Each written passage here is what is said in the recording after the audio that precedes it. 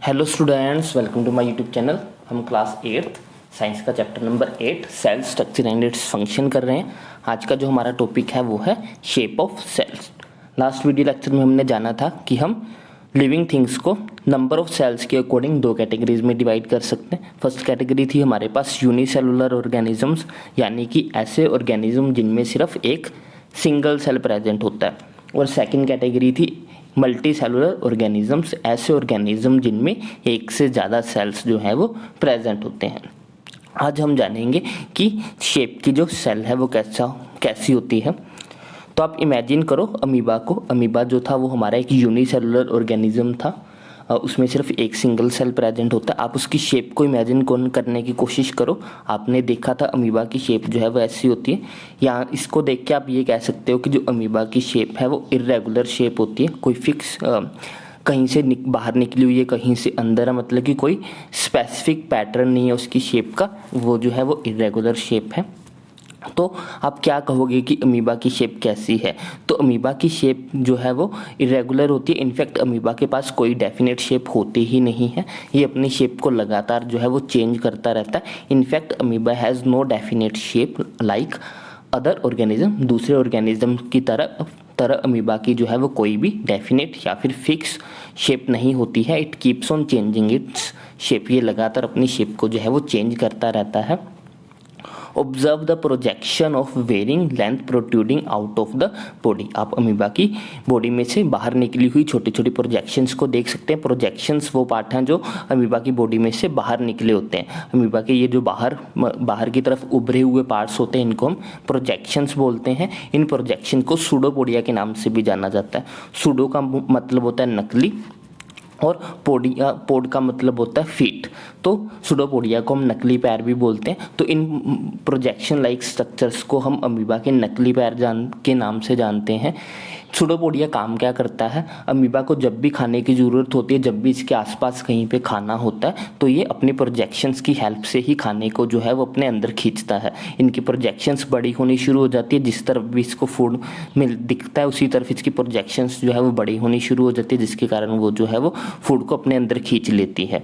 तो अमीबा अपना खाना कैसे खाता है? अमीबा जो है वो अपना खाना इन प्रोजेक्शन लाइक स्ट्रक्चर्स की हेल्प से ही खाता है, जिनको हम सूडोपोडिया के नाम से जानते हैं। These projections appears and disappears as amoeba moves और फिर ये प्रोजेक्शन जो है कभी बनती है और कभी जो है वो ख़त्म होती रहती है। इनका साइज़ कभी बड़ा हो जाता है, कभी छोटा हो जाता है। जैसे जैसे अमीबा जो है मूव करता है या खाना खाता है, जिस तरफ भी इसको प्रोजेक्शन की रिक्वायरमेंट होती है उस तरफ इसकी प्रोजेक्शंस बाहर निकलनी शुरू हो जाती है, दूसरी तरफ की प्रोजेक्शंस ख़त्म होनी शुरू हो जाती है। ऐसा नहीं है कि हमेशा चारों तरफ इसके प्रोजेक्शंस रहेंगी। जिस तरफ इसको रिक्वायर्ड होता है कि प्रोजेक्शन इस तरफ होनी चाहिए, तो उस तरफ इसकी प्रोजेक्शन ज़्यादा लंबी होनी शुरू हो जाती है, दूसरी तरफ की जो प्रोजेक्शंस है वो छोटी होनी शुरू हो जाती है। अब what advantage does the amoeba drive by the changing shape? Amoeba की शेप चेंज होने से इसको फ़ायदा क्या होता है? अमीबा की शेप चेंज होने के कारण अमीबा को चलने में मदद मिलती है। अमीबा अपना खाना खाने में उसको मदद मिलती है। अमीबा जो है वो इन प्रोजेक्शन से अपनी शेप को चेंज करता रहता है और जिसके कारण इसको चलने में भी मदद मिलती है और खाने में भी जो है वो इसको हेल्प मिलती है। The change in shape is due to the formation of pseudopodia which facilitate the movement and help in the capturing of food. Amoeba की जो शेप होती है वो प्रोजेक्शंस की फॉर्मेशन के कारण ही बार बार चेंज होती रहती है। ये प्रोजेक्शंस उसको चलने में मदद करती है और साथ के साथ इसको खाने को कैप्चर करने में, मतलब कि खाने को पकड़ने में भी इसकी मदद करती है। A white blood cell in the human blood is another example of the single cell which can change its shape. हमारी बॉडी, हम सभी को पता है कि हमारे ब्लड में जो है वो रेड ब्लड कार्पल्सिस होते हैं और साथ में WBC भी होते हैं, वाइट ब्लड सेल्स भी होते हैं। और वाइट ब्लड सेल्स का काम आप सभी को पता होगा कि हमारी बॉडी को बीमारियों से लड़ने में हेल्प करते हैं। ये हमारी बॉडी की आर्मी होते हैं। बीमारियों से लड़ने का जो भी काम होता है ये वाइट ब्लड सेल्स ही करते हैं। वाइट ब्लड सेल्स जो है वो एक एग्जाम्पल है सिंगल सेल का, और ये अपनी शेप को लगातार चेंज करते रहते हैं। वाइट ब्लड सेल की भी कोई शेप नहीं होती, ये भी अपनी शेप को लगातार जो है वो चेंज कर सकते हैं। But why WBC is a cell, amoeba is a full fledged organism capable of independent existence. लेकिन क्या WBC और अमीबा दोनों सेम चीज़ें हैं? ये दोनों सेम चीज़ें नहीं हैं। भले दोनों के दोनों जो है वो सिंगल सेल स्ट्रक्चर्स हैं, लेकिन फिर भी दोनों जो है वो सेम नहीं है। उसका रीज़न ये है कि अमीबा जो है वो एक सिंगल ऑर्गेनिज्म है, वो अकेला जो है वो एग्जिस्ट कर सकता है, उसको एग्जिस्टेंस के लिए किसी और चीज़ की रिक्वायरमेंट नहीं है। वो अकेला अपने आप को जो है वो अकेला इतना कैपेबल है कि वो सारी जो रिक्वायर्ड फंक्शंस होते हैं वो सारे के सारे परफॉर्म कर सकता है। लेकिन जो हमारा WBC है वो सिर्फ एक सेल है, वो अकेला जो है वो एग्जिस्ट नहीं कर सकता। वाइट ब्लड सेल WBC जो है वो हमारी बॉडी में तो एग्जिस्ट कर सकता है, लेकिन जैसे ही हमारी बॉडी से बाहर आएगा तो वो खत्म हो जाएगा। तो WBC और अमीबा में ये डिफरेंस है कि जो WBC है वाइट ब्लड सेल है वो सेल है, लेकिन जो अमीबा है वो एक फुल ऑर्गेनिज्म है। भले वो दोनों सिंगल सेल ही है, लेकिन अमीबा जो है वो सारे फंक्शन करने के लिए कैपेबल है, वो खुद को सर्वाइव कर सकता है इंडिपेंडेंटली, उसको किसी पे भी डिपेंड रहने की ज़रूरत नहीं है। लेकिन WBC जो है वो ऐसा नहीं कर सकते। WBC जो है वो हमारी बॉडी पे डिपेंडेंट है, जब तक वो हमारे अंदर रहेंगे तब तक वो सर्वाइव करेंगे, जैसे ही वो हमारी बॉडी से बाहर आएंगे तो वो डेड हो जाएंगे, मर जाएंगे वो। What shape would you expect in organism with million of cells? अगर एक बॉडी ऐसी है जिसमें जो है वो मिलियंस ऑफ सेल बने हुए हैं, तो आप उसकी शेप को कैसे एक्सपेक्ट करोगे? जैसे कि हमारी बॉडी जो है वो मिलियन सेल्स से बनी हुई, तो हम अपनी बॉडी में क्या क्या एक्सपेक्ट करते हैं? हमारी फिंगर्स की शेप अलग से होगी, हमारा नोज़ की शेप होगी, हमारे आंखों की शेप होगी, हमारे कानों की शेप होगी, हमारी माउथ की शेप होगी। तो हर लिविंग ऑर्गेनिज्म जो है अगर वो मिलियन ऑफ सेल्स से बना हुआ है तो उसका स्ट्रक्चर जो होता है वो काफ़ी कम्प्लेक्स हो जाता है। Shows the different cells as the blood, muscles, nerve of the human beings. जैसे ह्यूमन बींग्स में काफ़ी सारे सेल्स होते हैं, जैसे कि ब्लड सेल्स हो गए, मसल सेल्स हो गए, हमारी नर्व सेल्स हो गए। The different cells are related to their specific function. हर तरह के जो सेल्स होते हैं उनकी शेप जो है वो उनके फंक्शंस पे डिपेंड करती है, जैसे उनका फंक्शन होगा वैसे उनकी शेप हो जाती है। Generally cells are round, spherical और इलोंगेटेड। जो ज़्यादातर सेल्स होते हैं वो राउंड, गोल और जो है वो खिंचे हुए होते हैं, जैसे कि हमारे ये ब्लड सेल्स है, रेड ब्लड सेल्स है। ये इसके अलावा हमारे कुछ ऐसे सेल्स भी होते हैं जो कि इलोंगेटेड होते हैं, खिंचे होते हैं और पॉइंटेड होते हैं, जैसे कि हमारे मस्कुलर सेल्स हो गए। कुछ सेल्स ऐसे होते हैं जो कि ब्रांच्ड होते हैं, जैसे कि हमारे नर्व सेल्स हो गए, न्यूरॉन्स हो गए, ये ब्रांच्ड होते हैं। ब्रांच्ड का मतलब यहाँ से देखो ये बिखरा हुआ है, एक में से कितनी सारे निकले हुए, तो इसको हम ब्रांचिंग बोलते हैं। तो हमारे पास कुछ ऐसे सेल्स भी होते हैं जो ब्रांच्ड होते हैं, जैसे कि हमारा नर्व सेल हो गया, हमारे न्यूरॉन्स हो गए। The nerve cell receives and transmit the message. जो हमारा नर्व सेल होता है वो काम क्या करता है? उसका काम है हमारे जितने भी मैसेज हैं उनको रिसीव करना और ट्रांसमिट करना। अब मैसेज का मतलब ये टेक्स्ट मैसेज नहीं होते, मैसेज का मतलब होता है यहाँ पे कि हमारी बॉडी को कंट्रोल करना। जैसे कि अब मैं बोल रहा हूँ तो मुझे कुछ बोलना है, तो उसके लिए मुझे पहले दिमाग के पास मैसेज भेजना पड़ेगा, मुझे अपने ब्रेन तक मैसेज भेजना पड़ेगा कि मुझे ये बात कहनी है। मैं बोल तो रहा हूँ लेकिन मुझे ये बात कहनी है, इसके लिए मुझे पहले अपने ब्रेन तक मैसेज भेजना पड़ेगा। वो मैसेज कौन लेके जाएगा? वो मैसेज मेरा नर्व सिस्टम लेके जाएगा, मेरे नर्व सेल जो है वो मैसेज को लेके जाएंगे वहाँ तक ब्रेन से। फिर ब्रेन जो है वो सिग्नल भेजेगा कि हाँ तुम ये काम कर सकते हो, तुम ये बात बोल सकते हो। तो वहाँ से ब्रेन से आया हुआ मैसेज वापस मेरे माउथ तक आएगा, फिर जाके मेरा माउथ जो है वो फंक्शन करेगा। तो नर्व सेल का काम क्या? जो भी हमें एक्टिविटी करनी है, मुझे अपना हाथ हिलाना है तो मुझे हाथ हिलाने से पहले जो है वो एक मैसेज मुझे ब्रेन में भेजना पड़ेगा कि हाँ मुझे मेरे हाथ के इस पार्ट को मूव करवाना है। तो वो मैसेज जाएगा मेरे ब्रेन में, वो लेके कौन जाएगा? वो नर्व सेल्स उस मैसेज को लेके जाएंगे। फिर वहाँ ब्रेन से एक मैसेज आएगा कि हाँ तुम हाथ के इस पार्ट को जो है वो हिला सकते हो। तो वो मैसेज भी जो है वो मेरा नर्व सिस्टम ही लेके आएगा मेरे हाथ तक, फिर मेरा हाथ जो है वो मूवमेंट को शो करेगा। तो इनफैक्ट हम ये कह सकते हैं कि हमारी बॉडी में जितनी भी मूवमेंट्स है, जो भी हमें मूवमेंट शो करनी है, वो सारी की सारी मूवमेंट्स जो है वो हम अपने नर्व सिस्टम की हेल्प से ही करते हैं। इसीलिए हम ये भी कह सकते हैं कि जो हमारा नर्व सेल होता है वो हमारी बॉडी को कंट्रोल करता है और कोऑर्डिनेट करता है कि हमारी बॉडी को कैसे काम करना है। मेरी बॉडी के हर फंक्शंस को करवाने का जो काम होगा वो हमारा नर्व सेल का ही होता है। The nerve cell receives and transmit the message thereby helping to control and coordinate the working of different parts of the body. Nerve cell जो है वो बॉडी के अलग अलग पार्ट्स की वर्किंग में और उसको कंट्रोल करने में हमारी हेल्प करते हैं। Can you guess which part of the body gives its shape? Can you guess which part of the cell gives it shape? क्या आप ये कैसे बता सकते हो कि सेल का कौन सा पार्ट जो है वो उसको शेप देता है? तो जो सेल्स के बाहर एक मेम्ब्रेन होती है जिसको हम सेल मेम्ब्रेन बोलते हैं, वो मेम्ब्रेन ही जो है वो सेल्स को शेप प्रोवाइड करती है। Components of the cells are enclosed in a membrane, this membrane provides the shape to the cells of the plant and the animals. हमारा जो सेल्स होता है वो एक पतली सी झिल्ली लाइक स्ट्रक्चर से जो है वो कवर्ड होता है, वही मेम्ब्रेन, उसको हम मेम्ब्रेन बोलते हैं, वही मेम्ब्रेन जो है वो किसी भी सेल को शेप प्रोवाइड करती है। इसके अलावा हमारी स्किन जो है वो एक तरह की मेम्ब्रेन ही है, इसको हम सेल मेम्ब्रेन बोल सकते हैं। थोड़े बड़े लेवल पे अगर हम बात करेंगे, वैसे एक्चुअल में ये एक टिश्यू है, हमारी स्किन जो है वो एक्चुअल में एक टिश्यू है, लेकिन अगर हम समझने की कोशिश करें तो हम इसको थोड़े टाइम के लिए ये बोल सकते हैं कि ये एक तरह से सेल मेम्ब्रेन ही है, जिसके अंदर जो है वो डिफरेंट टाइप ऑफ सेल्स जो है वो प्रेजेंट हैं। इसके अलावा जो हमारे प्लांट्स होते हैं, प्लांट्स में सेल वॉल भी प्रेजेंट होती है। सेल वॉल जो होती है वो एक एडिशनल कवरिंग होती है सेल मेम्ब्रेन के ऊपर। सेल मेम्ब्रेन के ऊपर एक डेड सेल्स की लेयर बन जाती है जिसको हम सेल वॉल बोलते हैं। जैसे कि जितने भी हमारे प्लांट सेल्स होते हैं उन सभी के पास जो है वो सेल वॉल्स प्रेजेंट होती है, जो कि उनको हेल्प करती है प्रोटेक्शन के लिए और उनको मजबूती प्रोवाइड करते हैं, उनको स्ट्रेंथ प्रोवाइड करते हैं। अब अगर पेड़ का तना मजबूत नहीं होगा तो वो खड़ा नहीं रह पाएगा, तो वो मजबूती जो है वो उसको सेल वॉल प्रोवाइड करते हैं। Cell walls basically dead cells की एक लेयर होती है जो कि सेल मेम्ब्रेन के ऊपर बनती रहती है, और इसका काम प्लांट्स को प्रोटेक्शन प्रोवाइड करना और उनको सपोर्ट देना होता है, उसको रिजिड बनाते हैं, उसको मजबूत बनाते हैं। और आपको ये बात हमेशा याद रखनी है कि जो हमारे सेल वॉल होती है वो एनिमल्स में प्रेजेंट नहीं होती है, वो सिर्फ प्लांट्स में ही प्रेजेंट होती है। एनिमल्स में जो है वो सेल वॉल प्रेजेंट नहीं होती। इमेजिन करो कि अगर हमारे ह्यूमंस के ऊपर सेल वॉल प्रेजेंट होती तो हमारी स्किन के ऊपर एक डेड सेल्स की लेयर बन जाती, जिसके कारण हम अपनी किसी भी बॉडी पार्ट को मूव ना कर पाते, वो सख्त हो जाता, वो हार्ड हो जाता, किसी भी पार्ट को मूव कर पाना। जैसे कि प्लांट लकड़ी कितनी हार्ड होती है क्योंकि उसके ऊपर सेल वॉल की लेयर चढ़ी होती है, तो ऐसे ही हमारी स्किन भी इतनी हार्ड हो जाती है जिसके कारण फिर हम मूव ना कर पाते। तो एनिमल्स में सेल वॉल प्रेजेंट नहीं होती है। सेल वॉल सिर्फ और सिर्फ जो है वो प्लांट्स में ही प्रेजेंट होती है, और इसका काम होता है उसको प्लांट्स को जो है वो सपोर्ट देना, उसको मजबूती प्रोवाइड करना और उसको प्रोटेक्शन प्रोवाइड करना।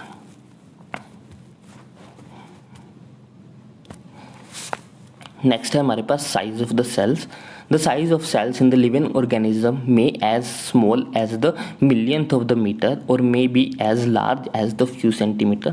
जो साइज है सेल का ऑर्गेनिजम्स के अंदर वो काफ़ी छोटा भी हो सकता है, मिलियंस ऑफ मीटर, माइक्रोमीटर हो सकता है, वो माइक्रोमीटर्स के बराबर भी हो सकता है और वो सेंटीमीटर्स के बराबर भी हो सकता है। However most of the cells are microscopic in size and are not visible to the unaided eyes. ज़्यादातर जो हमारे सेल्स होते हैं वो साइज में काफ़ी छोटे होते हैं। माइक्रोस्कोपी का मतलब होता है साइज में बहुत ज़्यादा छोटा होना, उनको जो है वो माइक्रोस्कोप की हेल्प से ही देख सकते हैं, उनको हम अपनी अनएडेड आइज से नहीं देख सकते हैं। दे नीड टू बी एनालार्ज्ड और मैग्नीफाइड बाय द माइक्रोस्कोप। अगर हम उनको देखना चाहते हैं तो हमें उनको माइक्रोस्कोप में रख के बड़ा करना पड़ता है, फिर हमें जो है वो दिखाई देते हैं। The smallest cell is the 0.1 to 0.5 micrometre in bacteria. Bacterias में सबसे छोटा जो सेल हमें मिला है उसका साइज 0.1 से लेके 0.5 माइक्रोमीटर के बराबर होता है। 0.1 माइक्रोमीटर। अब माइक्रोमीटर क्या होता है? एक माइक्रोमीटर जो है वो हमारा 10⁻⁻⁶ मीटर के बराबर होता है। तो आप ये कह सकते हो कि यहाँ पे 0.1 माइक्रोमीटर का मतलब ये हुआ कि हमारा जो सेल का साइज होगा वो होगा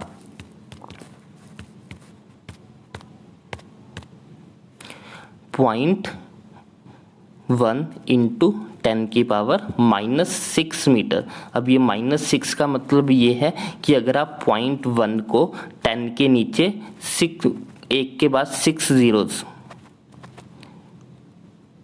इसके साथ डिवाइड करोगे तो जो नंबर आएगा वो साइज है उस सेल का। तो आप देख सकते हो कि ये कितना ज़्यादा छोटा साइज हो जाएगा, मतलब कि पहले 0.000001 पहले 7 जीरो जाएंगी फिर जाके 1 आएगा, तो ये काफ़ी छोटा साइज है।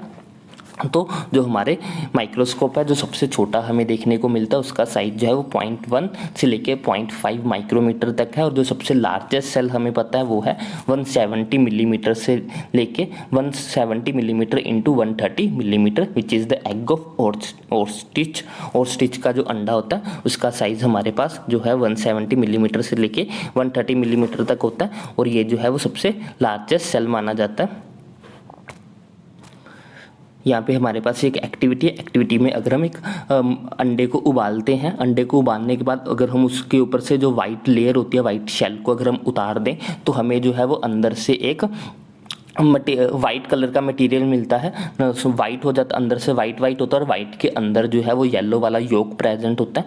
जो वाइट वाला पार्ट होता है उसको हम एल्बुमिन बोलते हैं, जो कि हार्ड हो जाती है उबालने के कारण। उससे पहले वो सॉफ्ट होती है। अगर आप अंडे को बिना उबाले तोड़ते हैं तो अंदर से एक तो वाइट कलर, एक तो येलो कलर का पार्ट निकलेगा, और साथ में एक वाइट कलर की लिक्विड निकलती है। अगर आप अंडे को ऐसे बिना उबाले तोड़ देते हो तो उसमें से एक येलो पार्ट निकलता है, और साथ में एक लिक्विड जैसी वाइट कलर की लिक्विड भी निकलती है। लेकिन जब आप उसको उबाल देते हो, उसको उबाल के उसका ऊपर से लेयर को उतारते हो, वाइट शेल उतारते हो, तो आपको अंदर पहले एक वाइट कलर की सॉफ्ट जो है वो वाइट कलर की एल्बुमिन मिलती है। उसके अंदर जो है वो येलोइश योक प्रेजेंट होता है, और जो येलोइश पार्ट होता है वो जो है वो हमारा सिंगल सेल स्ट्रक्चर होता है। और जो हमारा वाइट कलर का पार्ट जो हमें नजर आ रहा है वो वही एल्बुमिन है, जो कि उबालने के कारण सख्त हो गई है, जो कि लिक्विड फॉर्म में थी पहले, तो वो उबालने के कारण सॉलिडिफाइड हो जाती है। नेक्स्ट है हमारे पास are the cells in an elephant larger than the cells in the rat.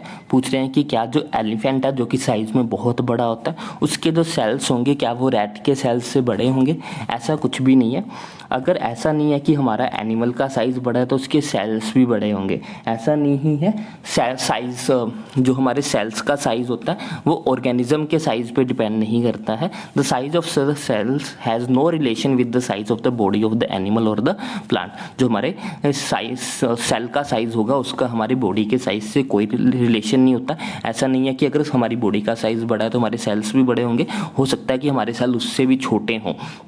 It is not necessary that the cells in the elephant must be larger, much bigger than those of in the rat। ऐसा जरूरी नहीं है कि जो elephant के sales होंगे वो size में बड़े होंगे as compare to rat. The size of the cells is related to its function. जो साइज होता है सेल का वो उसके फंक्शंस पे डिपेंड करता है। फॉर एग्जांपल हमारा नर्व सेल, एलिफेंट और रैट दोनों में नर्व सेल प्रेजेंट होता है और दोनों का साइज भी सेम होता है। भले रैट जो है वो काफ़ी छोटा एनिमल्स है, एलिफेंट जो है वो काफ़ी बड़ा एनिमल है, लेकिन दोनों में जो हमारा नर्व सेल होता है वो दोनों में सिमिलर होता है, उनका साइज भी जो है वो दोनों में सेम ही होता है। नेक्स्ट है हमारे पास cell structure and function. You have learn that each living organism has many organs. हमें ये ऑलरेडी पता है कि जो हमारे लिविंग ऑर्गेनिजम्स होते हैं उनमें काफ़ी सारे ऑर्गन्स प्रेजेंट होते हैं। You have studied in the class 7 about the digestive organs which together constitute the digestive organs. हम जो है काफ़ी सारे सिस्टम हम पढ़ चुके हैं, जैसे कि हमारा डाइजेस्टिव सिस्टम हो गया, रेस्पिरेटरी सिस्टम हो गया, हमारा एक्सक्रेटरी सिस्टम हो गया। ये हमने प्रीवियस क्लासेज में पढ़ा था, और हमने ये देखा था कि ये जो सिस्टम्स होते हैं काफ़ी सारे ऑर्गन्स को मिला के बनते हैं। जैसे कि अगर हम अपने डाइजेस्टिव सिस्टम की बात करें तो उसमें हमारे पास जो है वो माउथ भी आ जाता है, हमारी एलिमेंट्री कनाल आ जाती है, हमारा स्टमक आ जाता है, हमारी स्मॉल इंटेस्टाइन आ जाती है, हमारी लार्ज इंटेस्टाइन आ जाती है। तो ये सारे ऑर्गन्स जो है वो मिलके डाइजेस्टिव सिस्टम को बनाते हैं, और हर ऑर्गन जो है वो अपना अपना काम करता है। माउथ का काम अपना अलग है कि माउथ से अपने खाने को अंदर लेकर जाना है। जो हमारी ओसियोफेगस है या फिर जो हमारी एलिमेंट्री कनाल है उसने फूड को अंदर लेके जाना है। उसके बाद स्टमक का अपना काम है कि वहाँ पे जूस वगैरह सिक्रेट होंगे, वहाँ पे डाइजेशन का प्रोसेस होगा। उसके बाद हमारी स्मॉल इंटेस्टाइन अपना काम करती है, वहाँ पे अलग से डाइजेस्टिव जूस रिलीज होते हैं जो कि डाइजेस्ट करते हैं फूड को। तो जो भी जितने भी ऑर्गन्स है वो सभी अपना अपना अलग अलग फंक्शन जो है वो परफॉर्म करते हैं। Each organ in the system perform the different function such as the digestion, assimilation, absorption. Similarly different organs of the plant perform the specific और द स्पेशलाइज्ड फंक्शन। इसी तरह प्लांट्स में भी जो है वो डिफरेंट ऑर्गन्स होते हैं और सभी जो है वो अपना अपना स्पेशलाइज्ड फंक्शन को परफॉर्म करते हैं। जैसे कि जड़ें जो है वो मिट्टी से पानी और मिनरल्स को एब्जॉर्ब करती हैं और उसको बाद में पत्तों तक लेकर जाती है। पत्ते जो है वो खाना बनाते हैं फोटोसिंथेसिस की हेल्प से। तो हर ऑर्गन का जो है वो अपना अपना काम है।